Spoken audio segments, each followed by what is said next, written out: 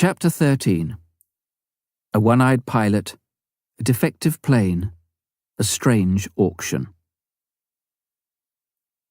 It was close to Christmas 1951, 2 months after Phyllis and I had become engaged. Steve, Kay, and I were still at Doro. There was a lull in flying, as missionaries and their families prepared for another hot, sunny Christmas in the bush. Simple in the extreme, far from the pressures of the Western world. Steve seized the brief respite to check the Doro airstrip, where trees, scrub, and anthills were always springing up. He took an axe, just in case he could make some minor improvement. There was a small palm tree at the end of the strip. "I'll cut it down," thought Steve. "It will give just that much more clearance for the plane on approach." He swung the axe, severed its slender stem, and bent down to throw it into the surrounding bush. As he straightened up, he knew something was wrong. He glanced down the airstrip to where the faithful Rapide was sitting in the sun. It looked somehow unclear. He put his hand over his right eye and stared down the strip again. The Rapide was there, and clear enough. When he covered his left eye, it became obvious that the vision in his right eye was blurred. He tried his hands back and forth several times. The result was always the same. Walking down the strip, he turned off through the bush to the house. "I'm feeling a bit dizzy," he called to Kay. "I'm going to lie down for a while." After an hour's rest, his eye was still blurred, and he came to tell me. Together we checked his vision for general clarity and distance judgment. It seemed relatively unimpaired. We went up in the plane together and did several circuits. His landings were as impeccable as ever. Shortly after Christmas, we had a flight to Uganda, and Steve took the opportunity to consult a British eye specialist in Kampala. Retrobulbar neuritis, inflammation of the optic nerve behind the eye, was the verdict. Some drops and tablets would relieve the condition.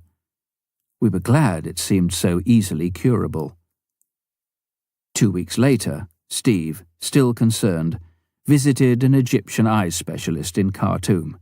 His diagnosis was drastically different. "You've got a detached retina, Mr. Stevens." That meant Steve was grounded, and his license could not be renewed. We were again without a pilot. Steve wrote immediately to a Christian friend in the South African Air Force, Lieutenant Gordon Marshall. Like Steve, Gordon had won the DFC, in his case during the more recent Korean War. On his return to South Africa, he and Steve had been staff instructors together at the Central Flying School, just before Steve had left to join MAF. Steve foresaw that Gordon, as a young single pilot, was likely to be posted to Korea again and might well not survive. What a waste of a life that could be used in Christian service, he reflected. His letter arrived at a critical time for Gordon, who'd been feeling a revulsion against the endless death and destruction of war. He replied at once, "I'll come," and resigned from the Air Force. As soon as Steve stopped flying, the number of people waiting for air transport began to mount alarmingly. Many were now dependent on the plane. Once we knew Gordon was coming, we accepted bookings again. By an amazing series of events, Gordon arrived in Khartoum only 10 days after Steve was grounded. We again realized God had been preparing the way ahead. When Gordon stepped out into the blazing afternoon heat at Khartoum, following a long flight from South Africa, Steve, Phyllis, and I were there to greet him. We hoped he could be ready to fly south in the Rapide early the next morning. Steve didn't see any problem about this. It was simply a matter of ensuring that Gordon was familiarized with the plane without delay. For an hour and a half, the two of them flew and practiced landings together as Steve passed on all he could of his accumulated experience. Gordon enthusiastically mastered the idiosyncrasies of the ancient Rapide. Even after dark, there was no respite. He and Steve spent hours poring over maps, working out distances and courses for the next day's flying. We were airborne early next morning with 6 passengers as well as ourselves. Gordon described this abrupt initiation in a letter home.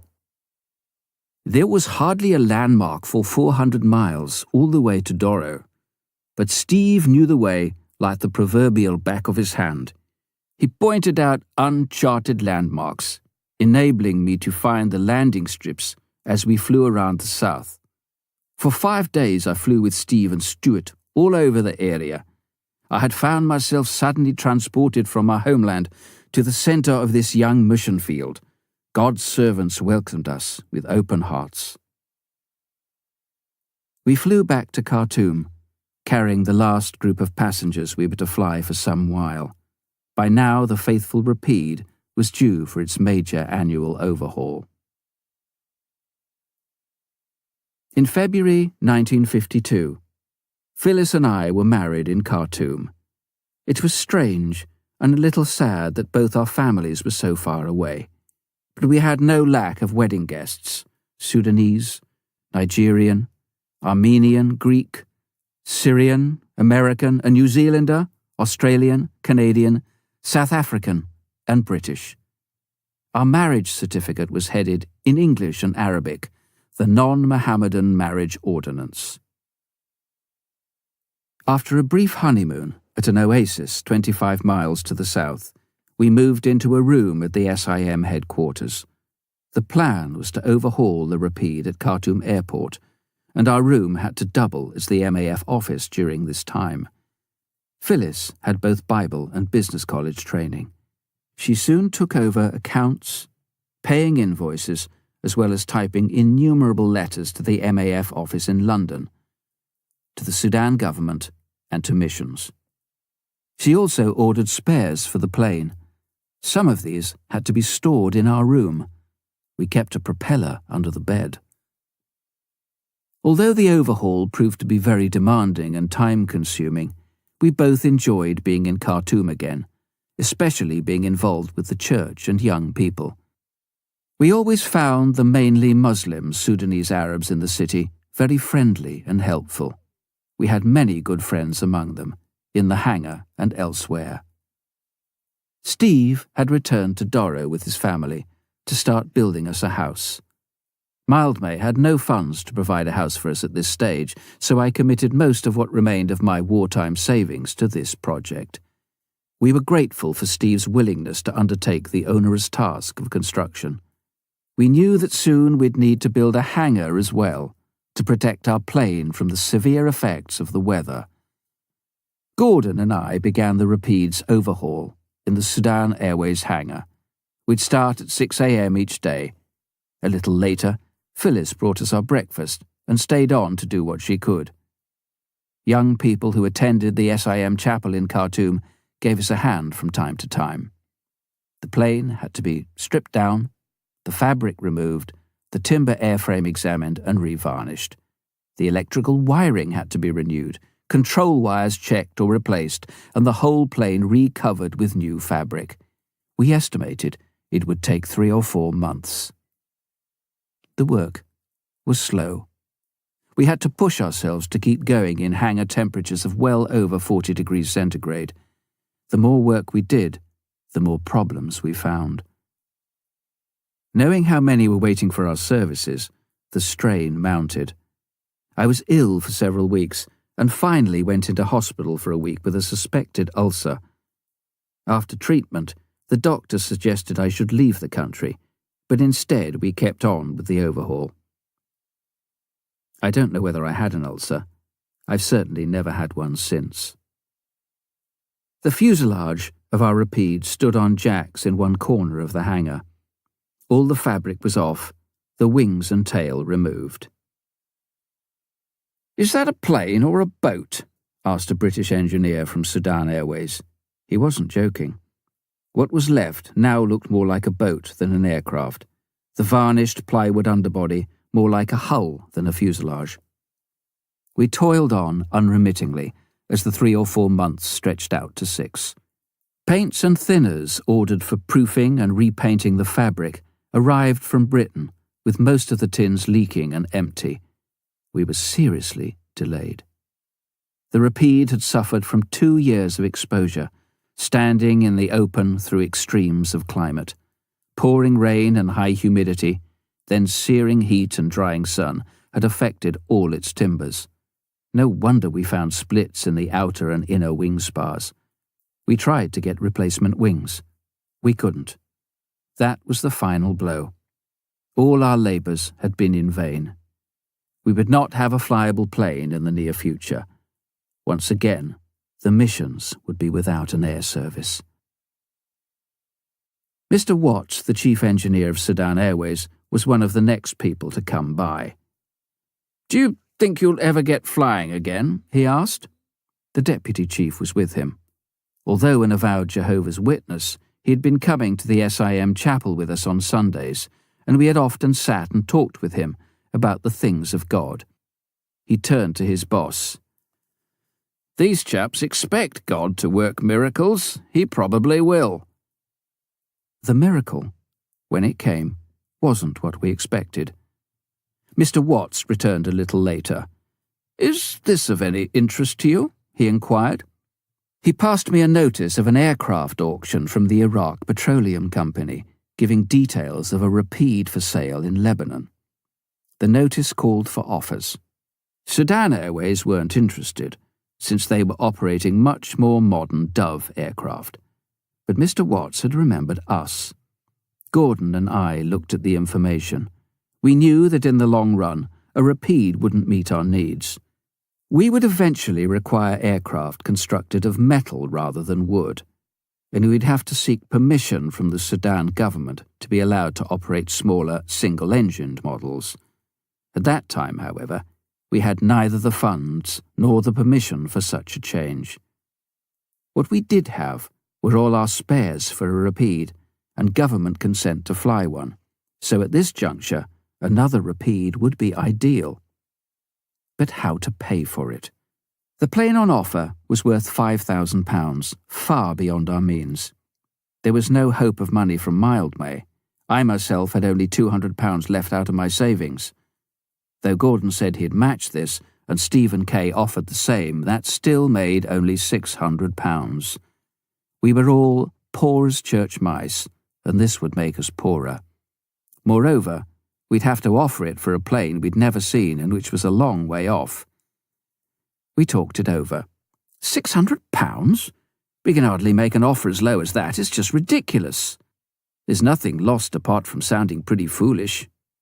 Let's at least put a bid in, even though we don't think it will be accepted. We decided we'd make the bid. I ended my letter to the Iraq Petroleum Company. We realize that this offer is extremely low, but it is all that we have available. We heard nothing for a month. Then we learned Pakistan Airways had bought the plane with a far higher bid than ours. We weren't surprised. Another option gone. A month later, the Iraq Petroleum Company cabled, "We'll accept your £600 tender if you can pay in London." Now we were really surprised. We were being offered the plane at our own price. We still had to decide if this was really right. Everything was at stake. The £600 meant we would be paying out the last money we had. If the plane turned out to be a dud, all would have been lost, and we'd have nothing with which to carry on. Ought we return to the UK and stir up interest in a new plane, rather than risk all in another old Rapide? Steve and Kay were down at Doro and out of touch with us. Gordon, Phyllis and I prayed together, seeking God's guidance. Gordon showed his usual sympathetic concern, pointing out that 3 years of hectic work had left me extremely tired and run down, whilst Phyllis had been living in a hot and difficult country even longer. British government officials in the Sudan went home for a month every year because of the conditions. He wondered whether the programme should close for a while, so that we could get away on leave, rather than finding another plane and continuing immediate service. My own anxiety was whether, having used the dregs of our resources to buy our tickets to Lebanon, we might find that the plane was in a shabby, scarcely serviceable state. Each of us felt the tension from a different angle. We just had to know what was right. By early afternoon, Phyllis and I had separately come to the conclusion that it was right to buy the plane. Gordon remained far from certain. We wanted unanimity. So we prayed on through the hot afternoon, literally sweating it out. In the end, God showed us all that we were to go and get it. We had real peace. 3 days later, in late March 1953, Gordon and I flew to Beirut. There we learned why Pakistan Airways hadn't acquired the Rapide in the end. Their country would not allow them the necessary foreign exchange. The Iraq Petroleum Company had an efficient air transport section. They'd used Rapides to monitor their oil lines across the desert. From our first glance, we saw the Rapide was immaculate, the best we had ever seen. The rich oil company had spared nothing to keep it in perfect order. Instead of repairing unserviceable parts, they'd replaced them with new ones. It had recently had 2 new wings and a complete recover. Its next overhaul would be relatively trouble-free. Gordon and I flew back to the Sudan, rejoicing.